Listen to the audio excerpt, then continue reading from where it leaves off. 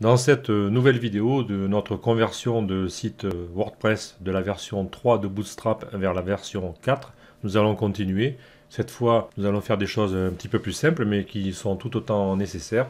Nous allons d'abord regarder le cas de conversion des panels que nous avions utilisés au départ pour afficher nos petites images ici, et aussi ici pour afficher les deux derniers articles du blog. Je vous rappelle, si je repasse sur une visualisation de l'ancienne version du site, les panels c'était ceci. On avait une image avec un titre, etc. dans un cadre. Ici pareil. Donc ça n'existe plus dans la version 4 de Bootstrap. Ça a été remplacé par ce qu'on appelle les cards. Alors je vais revenir sur le site de Bootstrap. Dans la documentation, je vais chercher cards. Ici, et je vais avoir le détail. En parallèle, je vais me positionner aussi sur le site de Bootstrap version 3. Je vais aller dans les Components et je vais afficher la zone concernant les panels pour avoir un point de comparaison. Ici, je vais regarder dans mon site qui me donne les différences entre Bootstrap 3 et 4. Je vais faire une recherche ici en bas sur panel. Donc, le voici. Donc, il nous dit que panel, alors rappelez-vous, à gauche c'est Bootstrap 3 et à droite c'est Bootstrap 4. Donc, au niveau des panels, c'était supporté dans Bootstrap 3. Ça n'est plus supporté dans Bootstrap 4 et il nous demande d'utiliser les cards à la place. Et donc, les cards ici, on nous dit au-dessus dans la rubrique cards que c'est voilà, introduit dans Bootstrap 4. Les cards remplacent la fonctionnalité qui a été antérieurement introduite par les panels, wells et les thumbnails. C'est-à-dire que ces trois-là, avant, on pouvait faire des... Alors nous avions utilisé des panels, mais il y avait aussi les wells et les thumbnails. Tout ça, ça a disparu et c'est remplacé par le cards. Nous allons maintenant regarder quelles sont les différences entre les deux composants. D'abord, le panels, donc l'ancien composant, il avait une classe panel, comme ceci. Maintenant, le nouveau composant, lui, il va avoir une classe card. Donc ça, c'est la première différence fondamentale. Ensuite, au niveau des éléments de ce composant, à savoir le titre par exemple, nous avions une classe panel heading pour le panel. Et là, cette classe, apparemment, ils ont changé le nom. Elle serait devenue, si je trouve, card header, voilà. Donc ça, il va falloir le remplacer. Au niveau du pied de page, est-ce qu'il y en a un là? Ici, c'est devenu card footer. Et avant, nous avions panel footer, je pense. Est-ce que j'en ai un là? Pas de panel. Enfin, c'était ça. Je le vois pas là, je suis étonné. Ah, mais je suis descendu peut-être un petit peu bas. Bon, c'est pas grave, c'était bien panel footer. Donc, nous allons remplacer tous ces noms de classes dans notre code HTML. Donc, je reviens sur l'éditeur de code. Je me positionne sur le fichier de la page d'accueil, puisque ces 4 éléments apparaissent sur la page d'accueil. Et cette page d'accueil est régie par le fichier front page. Nous sommes ici sur la requête en question. Je vous rappelle que cette requête affiche de manière aléatoire 4 éléments, pris donc de manière aléatoire parmi le custom post type LG Media. Voici le code affiché. Le panel est ici. Le voilà. Je vais donc remplacer panel par card. Je vais remplacer, là j'ai pas de header donc ça va. Je vais remplacer panel footer par card footer. IMG Fluid je l'avais déjà mis. Normalement pour cette partie c'est bon. J'enregistre. Je reviens sur le site. Je rafraîchis. Et voilà, j'obtiens bien mes cartes. Donc là, on a un problème de hauteur que nous allons régler. Je me souviens que pour avoir une hauteur de pied de page constante, que l'on ait une ou deux lignes de texte, j'avais introduit une hauteur minimum pour le footer. Et effectivement, comme nous avons changé le nom de la classe, forcément, le CSS ne doit plus être reconnu. Donc je vais aller faire un tour dans le code au niveau du fichier style.css, voilà, le voici. Et là, je vais faire une recherche, donc CTRL F, de point panel. Donc il m'en trouve 4. Le premier est ici, j'avais mis une marge pour l'image. Donc je vais les remplacer par card dans un premier temps, donc celui-ci, card. Ensuite, là je vais cliquer sur Find pour passer au second. Ici, qu'est-ce qu'on avait? Alors c'est le fameux H1 où j'avais mis une hauteur minimum de 44 pixels. Alors je vais le modifier temporairement, mais cette ligne-là, je vais l'effacer ensuite. Et on va faire beaucoup mieux avec Flexbox, vous allez voir. Donc je continue à corriger.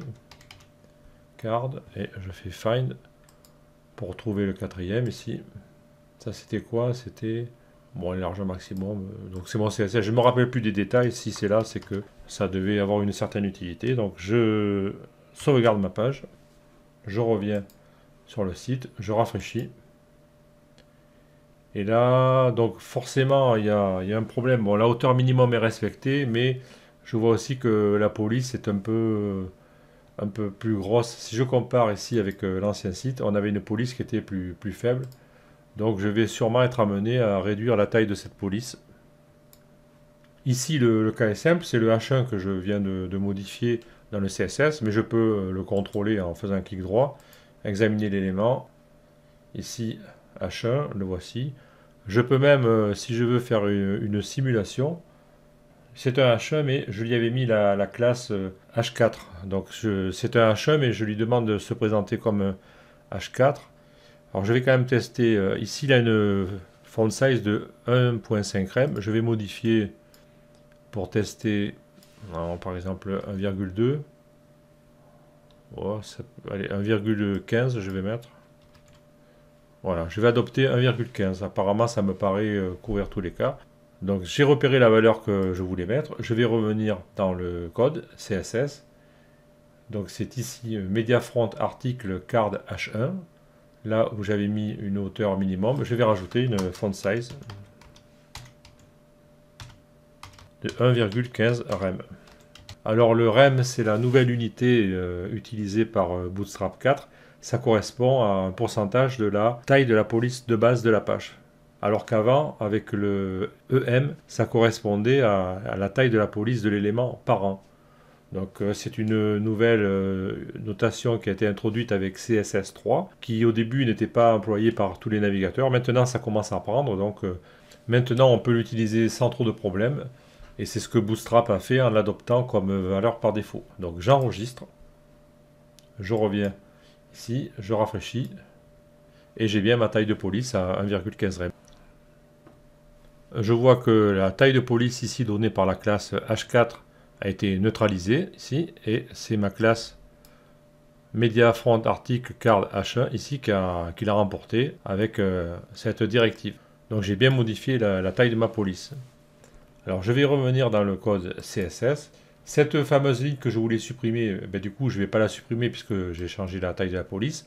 Par contre, je vais supprimer ici le min height concernant la taille du pied de page. Alors ça, c'était une méthode à l'ancienne. Quand on a comme ça du contenu de taille variable, on mettait une hauteur minimum que l'on calculait de manière pertinente afin d'avoir des éléments de taille égale. Donc j'enregistre, je reviens sur le site, je rafraîchis. Bon, bien sûr, ici, je vais perdre la hauteur constante de mes pieds de page, mais je vais changer ça avec une simple commande CSS que je vais rajouter dans le fichier. Je retourne dans l'éditeur de code, cette fois-ci dans le fichier frontpage.php, et au niveau de l'affichage de mes 4 cards ici, au niveau de l'article, je vais rajouter une simple classe qui s'appelle deflex, c'est-à-dire que je vais demander à Bootstrap de considérer cet élément comme un élément de type Flexbox. Donc j'enregistre, je reviens sur le site, je vais effacer la console ici, et je vais recharger avec CTRL F5, et je vois que, par miracle, tous mes éléments maintenant vont avoir une taille égale. Donc ça c'est la magie de Flexbox, vraiment ça solutionne des problèmes qu'on traînait depuis 15-20 ans pour présenter des choses qui soient consistantes. Et vous verrez souvent sur beaucoup de sites web où vous avez des vignettes comme ça qui s'affichent en carré, il y en a toujours une qui est plus grande que l'autre et tout, ça fait pas très joli, ça fait pas aligné. Là vraiment avec Flexbox, tout le monde est aligné comme à la parade et c'est beaucoup plus propre. Alors il nous reste encore un petit problème ici au niveau du fond du footer, puisque le footer ici, je vous rappelle, je reviens avec la console ici. et j'examine le div qui a une classe card footer. Donc c'est lui qui a un fond comme ça de background color ici. Et si j'enlève, ah non, c'est pas lui. Si, voilà. Donc là, je neutralise la couleur de fond. Vous voyez, elle n'y est pas. Je reviens ici, je reclique. Donc la couleur de fond en gris, c'est donné par le card footer. Donc le problème, c'est que notre article, lui, grâce au Flexbox, il va prendre la hauteur du plus grand. Mais par contre, le footer ne suit pas. Ce problème, je vais le résoudre de façon très simple en revenant dans le code HTML de la page. Donc je bascule ici dans l'éditeur de code. Je vais voir sur le fichier frontpage.php. Au niveau de la zone qui affiche les 4 éléments issus de ma requête, ici nous sommes dans l'article et le problème se situait dans le footer du card, ici card footer. Je vais simplement rajouter une classe h-100 pour lui dire d'occuper 100% de la hauteur disponible, tout simplement. J'enregistre, je reviens sur le site, je rafraîchis et maintenant je vois que le fond gris occupe toute la hauteur disponible et c'est beaucoup plus joli. Si je fais un test ici, alors la classe H100 lui dit d'occuper 100% de la hauteur disponible, tout simplement. Donc je réduis ceci, on refait un récapitulatif, donc on a quelque chose qui commence à ressembler de plus en plus au site que nous avions avant. On voit que au niveau des cards et des panels, c'est exactement la même chose. Alors il y a encore un petit détail ici. Au niveau du card, c'est que si je vais zoomer dans la page ici, et là on s'aperçoit que les cards en fait ont un bord arrondi ici, mais au niveau de l'image, c'est pas arrondi. Donc ça, on va le changer. Pour savoir de quoi il en retourne, je reviens au niveau de la page Bootstrap dans les cards, et ici je vais chercher, donc je suis bien dans les cards, hein, je remonte en haut, voilà, quand j'ai une image ici, on me dit alors c'est où que c'est présenté. Je vais chercher l'endroit où c'est présenté. Voilà, image cap. Lorsque on a une image comme ça en haut de la carte, en fait, il faut mettre une classe card img top au niveau de l'image, tout simplement. Donc je reviens dans le code HTML et au niveau de mon image ici, je vais rajouter la classe card-img top. Je vérifie que c'est bien le nom, que je ne me suis pas trompé. Card-img top. Card-img top, c'est bon, j'enregistre. Alors là, ici, la classe, je la rajoute dans la fonction ThePostThumbnail, puisque c'est elle qui va générer le HTML qui va afficher l'image. Et ça, on l'a vu dans les saisons précédentes. Je reviens sur le site, je rafraîchis. Et maintenant, je vois que mon image ici, c'est visible. Elle a un bord arrondi, c'est beaucoup plus joli. Donc ça ressemble bien à une carte, comme le nom l'indique. Je refais CTRL 0 pour revenir à l'affichage 100%. Donc on a notre carte qui est propre. Maintenant, on va pouvoir rapidement changer ces deux-là. Elles sont en dessous, toujours au niveau du fichier frontpage.php. C'est l'étape suivante, c'est-à-dire les 2 derniers articles du blog ici, qui sont issus de cette requête. Alors là, je vais voir donc panel, c'est card. Panel défaut, ça n'existe plus. Donc je remplace par card. J'ai dit que panel heading, c'était remplacé par card header. Ensuite, panel body. Alors au niveau du body, j'ai pas vérifié. Je pense que ça doit être card body.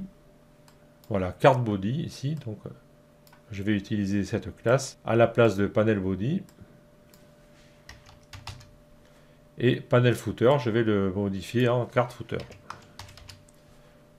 Au niveau des colonnes, j'avais déjà modifié, col 12, on l'avait fait dans la première étape. Les images aussi, normalement, c'est bon. La image fluide est liée, il n'y a pas de souci. Mais ça, on l'avait déjà vu, mais je vérifie quand même. Donc j'enregistre. Je reviens sur le site, je rafraîchis. Voilà, nous avons notre card qui s'affiche avec le même schéma que précédemment. Bon, la police est un peu différente, tout ça, mais bon, ça, c'est pas trop grave. Donc là, nous avons remplacé tous les panels par des cards, et ça, il faudrait faire ça partout dans le site, sur toutes les pages. Par exemple, la page qui affiche la liste des CD. Ici, il faudrait faire pareil, hein. Donc on peut le faire rapidement. Alors cette page c'est global taxonomie tpl.php. Je reviens dans l'éditeur de code. Il va falloir que je fasse réapparaître la sidebar ici. Alors j'ai dit que c'était global taxonomie tpl.php. Je vais refaire disparaître la sidebar pour qu'on voit mieux. Donc ici, je reprends la page parce qu'elle est, celle-là on n'y a pas touché. Donc ici c'est un col 12 que je dois mettre. J'en ai encore un ici. Au niveau des images, il faut mettre fluide. Tous les templates qui ont été créés, il faut les repasser un par un et modifier. On n'a pas le choix là. Ici, ça devient card footer. On a dit que l'image aussi, alors c'était card img top pour avoir le bord arrondi en haut de l'image. Qu'est-ce que j'ai d'autre? Apparemment tout est bon là, je pense que ça doit suffire. J'enregistre. Je reviens sur le site, je rafraîchis cette page. Voilà, je retrouve mes cartes. Alors, je persiste à avoir le problème ici. Il faut que je revienne encore dans le code et qu'au niveau d'article ici, je mette deflex. Voilà, H100. Donc, j'enregistre. Je reviens sur le site, je rafraîchis. Et là, voilà, donc on a reproduit le schéma avec des cards. Nous allons faire une petite vérification justement au niveau de cette fonctionnalité Flexbox. Je reviens ici dans la page d'accueil. On va se concentrer sur les 4 qui s'affichent. Je repasse dans le tableau de bord. Et je vais modifier donc dans discothèque un élément. J'en prends un au hasard. Et là je vais remplir le texte.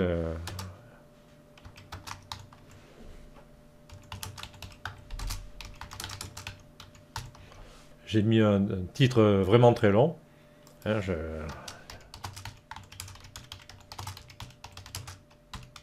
Et je vais voir ce qui se passe lorsque j'affiche d'autres vignettes à côté. J'enregistre. Je reviens sur la page d'accueil. Et donc je vais attendre que ce titre s'affiche. Donc je vais recharger jusqu'à que... Voilà. Donc je vois bien que ici, même si j'ai un titre très très long, comme c'est le cas ici, malgré le fait que j'ai des titres assez courts à côté, mon card ici au niveau de son footer, il va s'étendre pour couvrir la même distance et ça m'évite d'avoir des trucs affreux quoi, avec des machins qui font pas la même taille et tout. Donc ça c'est vraiment une révolution ce Flexbox parce que ça résout des problèmes mais vraiment qui traînaient depuis des années.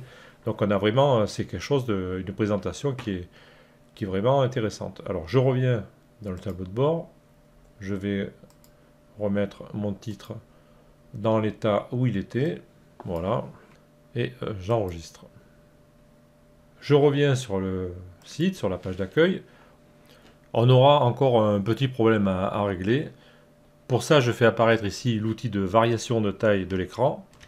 Et si je réduis la taille ici, comme ceci, donc je fais apparaître mes 4 vignettes ici, à un moment donné, on va s'apercevoir que voilà, ici, c'est pas terrible, on a des vignettes toutes petites, alors qu'on avait prévu, nous, si je reviens sur le site initial, en faisant la même chose, on avait prévu que voilà, elle s'affichait 2 par 2 en fait à ce niveau-là, au lieu de s'afficher sur 4 par ligne ici.